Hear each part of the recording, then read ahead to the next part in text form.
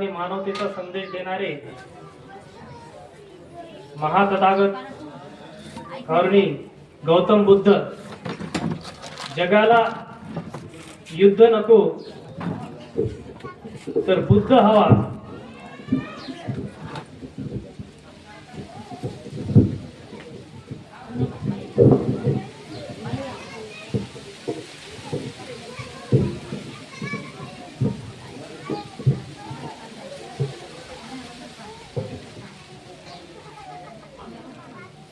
जगाला युद्ध नको तर बुद्ध हवा वरवर जरी ही उपराक्त वाटत असली तरी जेव्हा टीव्हीवर संदेश येतात युद्ध चालू आहे, व्हॉट्सअप युनिव्हर्सिटीवर जेव्हा संदेश येतात युद्ध चालू आहे, खूप गोडगोड वाटतं. युद्ध नको बुद्ध हवा का असायला पाहिजे हे तेव्हा समजतं जेव्हा त्याच्या घरचा सिलेंडर संपतो. हजाराचा सिलेंडर 5000 तरी भेटत नाही, मग कुठेतरी मनातून यायला सुरुवात होतं, अरे युद्ध नको बुद्ध हवाय. पण तरी तोंडानं ते काही म्हणत नाही. आपण म्हणूया शतकानुशतक वर्षानुवर्षे एकाच समाजाने या न्याय दिलेला आहे, एकाच समाजानं प्रशासन केलेलं आहे, एकाच समाजानं इथं राज्य केलेलं आहे. पण याच्यानं सगळ्या समाजाचा उद्धार होणार नाही. प्रत्येक समाजाचा जर उद्धार करायचा असेल तर ह्याला आरक्षण हीच आणि हीच आहे. आरक्षणाचे जनक छत्रपती शाहू महाराज दीन दुबळ्यांसाठी महिलांसाठी शाळा उघडणारे, अस्पृश्यतेला प्रथम पाणी देणारे क्रांतीसूर्य महात्मा ज्योतिबा फुले आज ज्या मायमाऊलीमुळे महिला इथं आहेत, जगाच्या पाठीवर राज्य करत आहेत, पहिल्या महिला राष्ट्रपती झाल्या, पहिल्या महिला पंतप्रधान झाल्या. कोणामुळं तर त्या सावित्रीमाई फुले ज्यांच्या खांद्याला खांदा लावून पहिली मुस्लिम महिला शिक्षिका झाली, त्या फातिमा शेख जे का रंजले गांजले त्याच जो म्हणे आपला साधू तेथे ओळखावा देव तेथे जाणावा असे म्हणणारे जगद्गुरु तुकाराम महाराज माझ्या शेतकऱ्यांच्या झाडाच्या देठाला सुद्धा स्पर्श करायचा नाही. लहान वयात स्वराज्य स्थापनेची गर्जना करणारे आणि स्वराज्य स्थापन करणारे रयतेचे राजे शिवछत्रपती शिवाजी महाराज आणि ज्यांची जयंती 135वी जयंती आज आपण इथे साजरा करत आहोत असे परमपूज्य विश्वरत्न भारतरत्न डॉक्टर बाबासाहेब आंबेडकर. खर तर तुमच्या गावामध्ये आल्यानंतर जे सत्कार समारंभ मी पाहिला खूप छान वाटलं. कोणालाच नाराज केलं नाही. मनोकामी प्रार्थना आहे माझी आयुष्यभर हे गाव असंच राहो, कोणी नाराज होऊ नये. आता आपण नेमकं व्याख्यानाला वळू. जेव्हा बाबासाहेब आंबेडकर शाळेत गेले, शाळेत गेल्यानंतर तसं बुद्धीने तल्लख होते आधीपासून. शाळेत गेल्यानंतर जेव्हा तिथल्या टीचरनं त्यांना विचारलं एक प्रश्न, सगळ्या मुलांना समान प्रश्न होता आणि प्रश्न विचारल्यानंतर बाबासाहेब म्हणले, हात वर केले, मास्तर मास्तर मी बोलू का मी बोलू का. दुर्लक्ष केलं एकदा दोनदा तीनदा, पण शेवटी ते तरी किती वेळ दुर्लक्ष करणार, समोरून उत्तर द्यायला कोणीच नाही. मग त्यांनी म्हणले ठीक आहे तुम्ही या आणि सांगा, सॉल्व्ह करा बोर्डवर. जसं का खडू घेतला बाबासाहेबांनी, ते मुलं उठली आणि त्या फळ्याकडे धावायला लागली. शिक्षक म्हणले काय झालं रे बाबा. त्यांचं म्हणणं होतं सर ते अस्पृश्य आहेत, ते ज्या खडूनं बोर्डावर लिहितील ते खडू बाटल बोर्ड बाटल आणि त्या बोर्डच्या पाठीमागे आमची दप्तर आहेत, ते दप्तर बाटतील आणि दप्तर बाटल्यानंतर आम्ही बाटतो. इतकी बेकार मानसिकता त्या काळी होती आणि त्या बेकार मानसिकतेवरून बाबासाहेब शिकले घरी आलेत. आपल्या मायमाऊलीला सांगितलं माझ्यासोबत असं घडत आहे, मला लोक असं म्हणत आहेत. मग आता माय माऊलीची भूमिका त्याला घडवण्यासाठी काय आहे ते आपण पाहू. आई म्हणले नाही जाऊ दे सोड शाळा, आई म्हणले चल शेतामध्ये.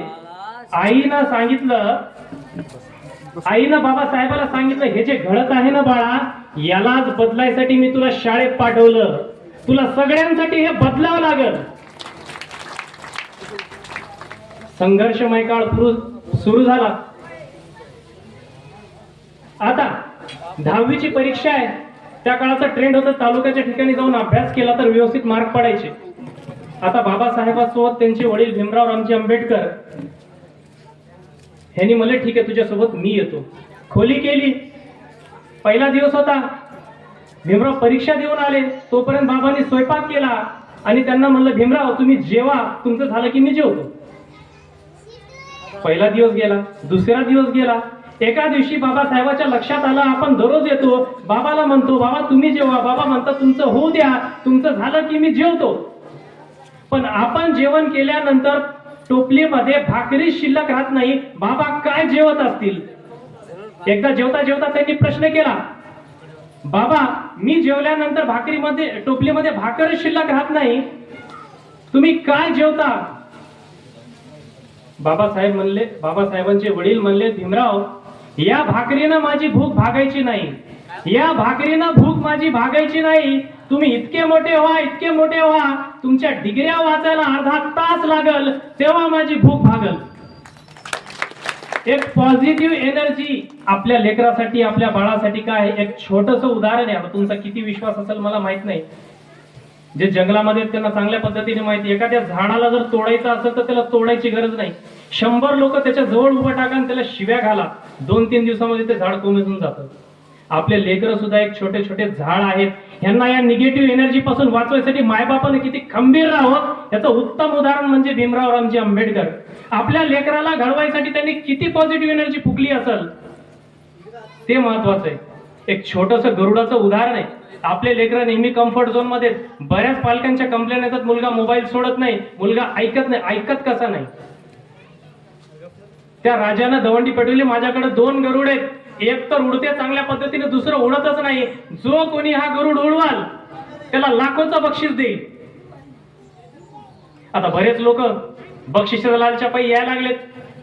प्रत्येकाने प्रत्येक प्रयत्न केला पण ते काय गरुड उडालच नाही. शेवटी एक म्हातारा शेतकरी आला, राजाला म्हणला मी त्याला उडवून दाखवू शकतो. राजा म्हणतो कसं काय, अख्खं गाव थकलं, तू कसा काय उडू शकतो. त्यानं म्हणलं मला संधी द्या. राजानं संधी दिली. थोड्या वेळात राजा बघतो काय आकाशामध्ये उंच उंच ते गरुड घराटी घालते. मग राजानं त्याला बोलवलं, हे कसं जमलं तुला. ते म्हणलं खूप सोपं आहे. त्या ज्या फांदीवर जे गरुड बसलं होतं ती फांदीच मी तोडून टाकली, त्याला बसायची जागा शिल्लक ठेवली नाही. ते गरुड एवढं उडालं की उडतच राहिलं. कम्फर्ट झोन आपल्याला तोडावाच लागतो. पुढे आपण बोलूया बाबासाहेब आंबेडकरांच्या आयुष्यातील किती कम्फर्ट झोन त्यांनी तोडले. आपण बऱ्याचदा म्हणतो पक्ष्यांमध्ये गरुड झेपच का आहे. कबूतर झेप का नाही, कावळा झेप का नाही, बगळा झेप का नाही. सगळ्या झेपेमध्ये गरुड झेपच कशामुळे, तर त्याच्या जन्मापासून त्याचा संघर्ष सुरू होतो. गरुडाची पिल्ले जेव्हा जन्मतात त्यांची आई मादा जी आहे त्या पिल्ल्याला पंखामध्ये पकडते, आपल्या पंजामध्ये वर वर वर खूप नेते. खूप नेल्यानंतर तिथून सोडून देते. ते पिल्लू ओरडतं खूप ओरडतं. आईला विनवण्या करतात. ती आई काय खाली येत नाही. जेव्हा त्या पिल्ल्याला वाटतं आता सगळं संपलंय, आपण आता पडणार, तर अंगातली शक्ती, अंगातली ताकद ते एकवटतं आणि मग ते काय करतं, उडायला लागतं. कम्फर्ट झोन तोडल्याशिवाय प्रगती होत नाही. बाबासाहेब आंबेडकर कोलंबिया युनिव्हर्सिटीमध्ये विद्यार्थी होते 1913 ते 1916. कोलंबिया विद्यापीठामध्ये त्यांच्यासारखा विद्यार्थीच नाही. त्यांचे मित्र त्यांना दिवसा पाहायचे दिवसभर अभ्यास, रात्र पाहायचे रात्रभर अभ्यास. कधी कधी त्या ग्रंथपालाची नजर चुकून रात्र त्या पुस्तक वाचायसाठी त्या लायब्ररीमध्ये बसायचे. एका मित्रानं त्यांना विचारलं, भीमराव कमीत कमी दिवसाला जेवत जा आणि रात्री थोडंसं झोपत जा. त्यावर उत्तर अंगावर काटा आणणारं होतं बाबासाहेबाचं. बाबासाहेब म्हणले, मित्रा आम्हाला दिवसा जेवायला पैसे नाहीत, रात्री झोपायला माझ्याकडे वेळ नाही. मग तो मित्र म्हणतो तुम्ही दिवसा जेवत नाहीत, रात्री झोपत नाहीत, तुमच्या अंगामध्ये बळ येईल कुठून, ताकद येईल कुठून, तुम्ही कसं लढणार. मग बाबासाहेब त्याला उत्तर देतात, मी जेव्हा मला वाटतं की मी थकलो, जेव्हा मला वाटतं मला भूक लागली, तेव्हा माझ्या समोर छत्रपती शाहू महाराज उभे राहतात. शाहू महाराज मला विचारतात भीमराव तुमच्या समाजाचं कसं? माझा दलित बांधव, माझा समाज माझ्या समोर उभा राहतो आणि विचारतो बाबासाहेब आमचं कसं? मग मला अजून ताकद येते, मी अजून पडतो. म्हणून त्या कोलंबिया युनिव्हर्सिटीमध्ये लिहिलेले आहे, शतकातील सर्वोत्तम विद्यार्थी डॉक्टर भीमराव आंबेडकर. इथं कुठं नाही, कोलंबिया युनिव्हर्सिटी, जिथं नाव लिहायला, जिथं ऍडमिशन घ्यायला कित्येक वर्षानुवर्ष प्रतीक्षा करावं लागते. आता आपल्या आयुष्यामध्ये बाबासाहेबांनी कुठला कुठला कम्फर्ट झोन सोडला? पहिले 1931, 1930 या दोन गोलमेज परिषद त्यांनी अत्यंत चांगल्या प्रकारे वठवल्या होत्या. आता तिसरी आणि शेवटची गोलमेज परिषद 1932 ची. 1932च्या गोलमेज परिषदेमध्ये बाबासाहेब इथं भारतामध्ये होते. त्यांचा धाकटा चिरंजीव, आता मला त्याचं एक्झॅक्ट नाव माहित नाही, त्यांना 4 चिरंजीव होते. पहिले गंगाधर आंबेडकर, दुसरे रमेश आंबेडकर, तिसरी इंदुताई आंबेडकर आणि मला वाटते चौथे आणि सर्वात जास्त जगलेले यशवंत आंबेडकर, जे 1977 ला वारले. त्यांच्या धाकट्या मुलाचं मरण झालेलं आहे. माता रमाई त्यांना म्हणते, अहो एक दिवस थांबा, तुमचा मुलगा मरण पावलाय आणि तुम्ही गोलमेज परिषदेची तयारी करताय. डोळ्यातून पाणी आणणारं उत्तर होतं. बाबासाहेब म्हणले, आज मी थांबलो तर माझ्या मुलाचा अंतिम संस्कार होईल, नाही थांबलो तरी होईल, पण मी आज जर इथं थांबलो, तिथं गेलो नाही तर माझ्या कित्येक मुलांचं अधिकार हिरावून घेतील. कारण ज्या पद्धतीने मी माझ्या मुलांची, माझ्या बांधवांची बाजू मांडू शकतो, दुसरा कोणी कैवारीच नाही तिथं. तिथं जाऊन त्यांनी बाजू मांडली. त्या ब्रिटिशच्या नियतकालिकेमध्ये बाबासाहेबांचे लेख प्रकाशित झाले. त्यांनी मानलं ही पद्धत आहे आणि याला अंमलात आणावंच लागत.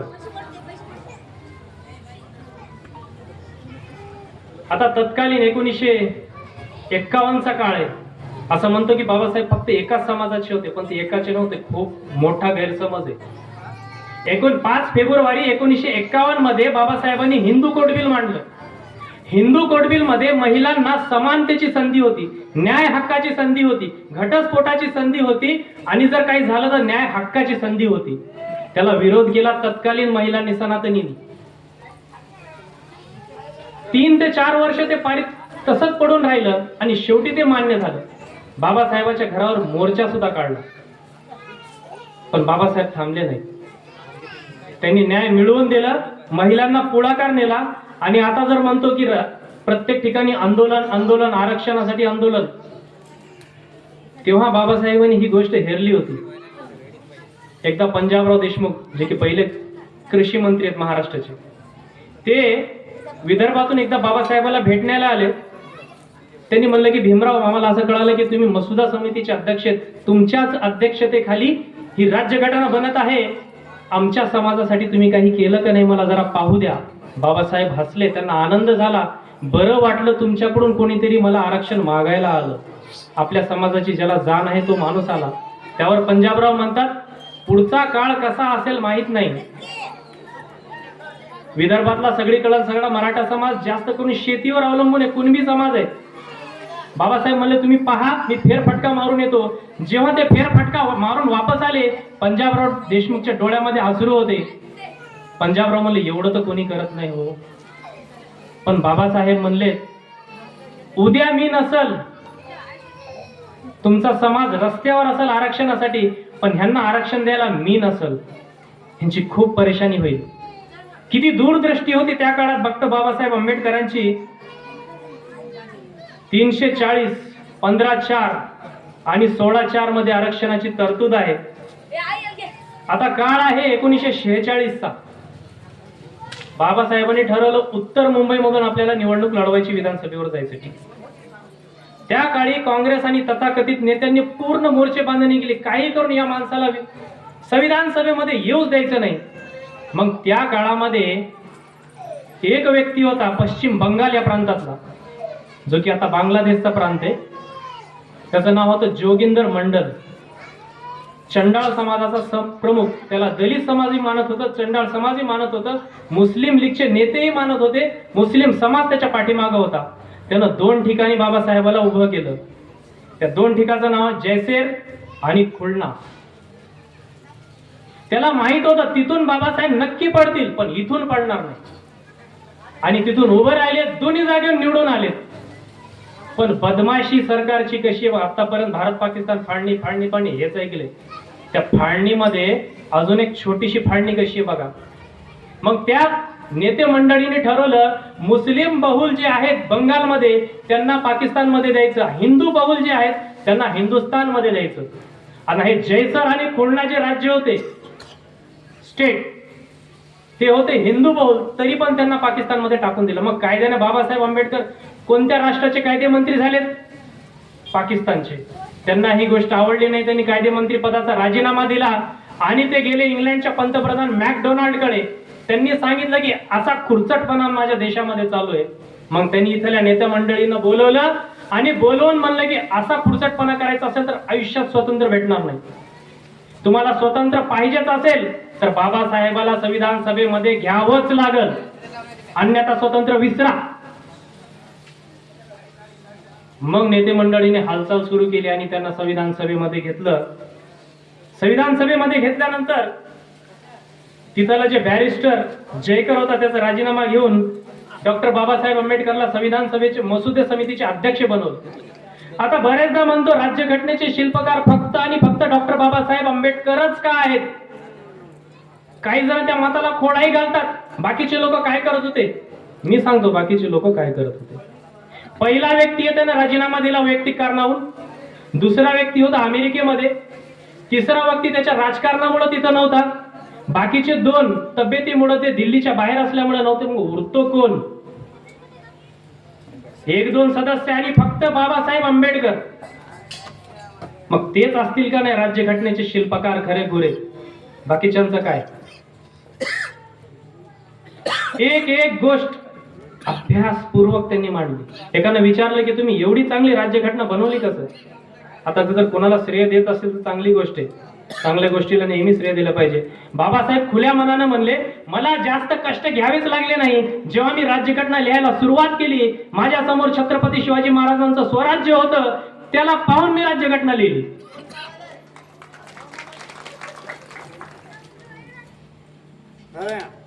आता बरेच मला काल फोन आला आणि म्हणले की मुस्लिम समाज सुद्धा आहे, असतीलही, यायलाही पाहिजे.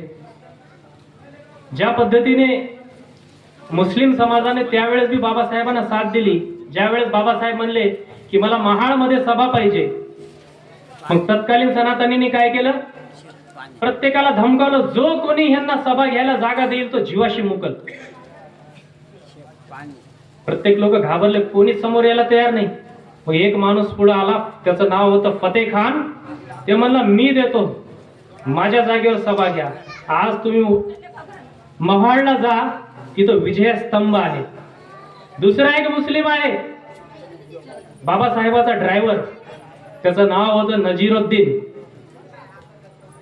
त्यानं जितके बी दिवस सेवा केली, त्या सेवा काळामध्ये मनापासून सेवा काळ केली. आणि बाबासाहेबाचा संघर्षमय जीवनाचा प्रवास सांगायला मी सुद्धा एक मुस्लिम वक्ता आहे आणि याचा बी मला अभिमान आहे की मला ऐकतात लोक. हे जे संघर्षाचं बाण आहे हे असंच पुढे राहील. शेवटी आपण म्हणतो मुस्लिम समाजावर अन्याय होतो आणि आहे, होतोच. महात्मा ज्योतिबा फुले म्हणता म्हणून गेलेत की समाज खराब होतो या खराब लोकांमुळे नाही, तर चांगल्या लोकांच्या वाईट बोलण्यामुळे, चांगल्या लोकांच्या शांत बसण्यामुळे. आता मुस्लिम समाजाला जर एखादा अन्याय झाला कपड्यावरून, टोपीवरून, रंगावरून, जातीवरून, तर त्याला काय करायचं हे माहित आहे का? नाही, त्याला माहित नाही. जर आपल्याला कोणी जातीवाचक बोललं तर तिथं संविधानामध्ये तरतूद आहे 1989 SC ST ऍक्ट 504 506. घाल त्याच्या अंगावर 2-3, एकदा नाही, दोनदा नाही, तीनदा नाही, पुन्हा तर येईल वटणीवर. आणि बऱ्याच वेळेस असं बी लक्षात येतं की जेव्हा टाइम येतो, वेळ येतो, तेव्हा उभं टाकत नाही. तेव्हा मुस्लिम समाजाला माझी मागणी आहे, एक सल्ला आहे. ऐन टायमाला सगळे सोयरे जरी आपल्या पाठीमागे उभं टाकत नसले तरी हे भीम आर्मीवाले नेहमी आपल्या पाठीशी उभं आहेत. प्रशासन जर दखल घेत नसेल, हे आपल्यासाठी कधी तयार आहेत. कारण मला बनवणारे सुद्धा भीम आर्मीवालेच आहेत. तुमच्या समोर जे बोलते त्यांच्यामुळेच आहेत. एकदाच सगळे सोयरे दगा देतील हे नाही देऊ शकत. आता हे जे महान गोष्टी आहे त्याला पुढाकार घेणं गरजेचं आहे. शेवटी 1956चा काळ आहे. 1956च्या काळामध्ये शेवटचा टाइम आहे बाबासाहेबाचं.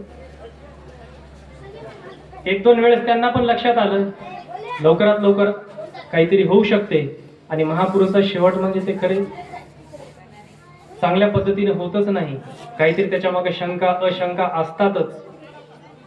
बाबासाहेब वाचन करत बसले, अभ्यास करत बसले. आता त्यांची पत्नी एकदा येऊन पाहते, ते अभ्यास करत बसले. त्यांची बोट चालू आहे. एकदा दोनदा तीनदा आणि शेवटी ते बोट एका जागेवर थांबतं.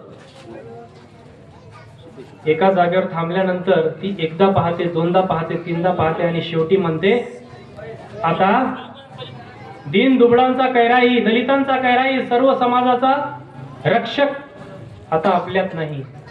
म्हणजे माणूस जन्मल्यापासून त्याच्या मृत्यूपर्यंत पुस्तकाशी राहिला, पुस्तकाशी राहिला आणि पुस्तकाशीच राहिला आणि एवढा मोठा संविधान घडवून गेला.